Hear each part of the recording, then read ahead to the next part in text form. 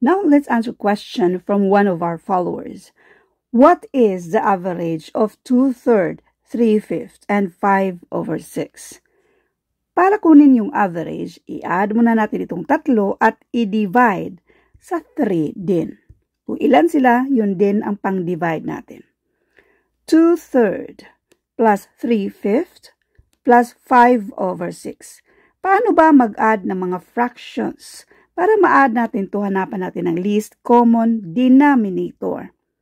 Yung least common denominator, pareho lang yan kung paano hanapin natin si least common multiple. Tingnan natin yung may pinakamalaking number dito na 6. Si 6, ma-divide ba siya ni 5 kapag hindi doon tayo sa mga multiple of 6? Ang next dyan, we have 12. Hindi rin. 18, hindi rin siya ma-divide ng 5. We have 24, hindi rin siya ma-divide ng 5. Ang next ay 30. So therefore, ang 30, yan na yung least common denominator natin kasi ma-divide siya ni 5 at ni 3. Now we have 30 na yung denominator natin dito. So mag-convert muna tayo. 30 divided by 3, and that is 10. 10 times 2 equals 20.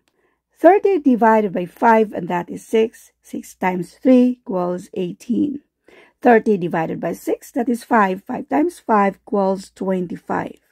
Pwede na tayong mag-add. Kopyahin muna natin yung denominator na 30. 20 plus 18 plus 25, and this is 63. Ito namang si 63/30, bago tayo mag-divide ng 3, simplify muna natin yan by finding the greatest common factor, which is 3. 63 divided by 3, and this is 21. 30 divided by 3, and this is 10. 21/10, ito yung i-divide natin ng 3.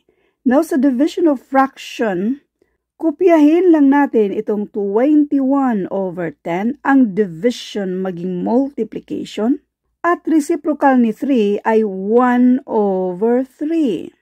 Now, sa multiplication of fraction, numerator to numerator, denominator to denominator. Pero, meron tayong shortcut dyan. Pwede naman yan. Pero meron tayong shortcut. Pwede namang 21 divided by 3, and this is 7. So, therefore, yung numerator natin ay 7. Kopyahin na lang si 10 na ating denominator. So, ang sagot dito ay 7/10.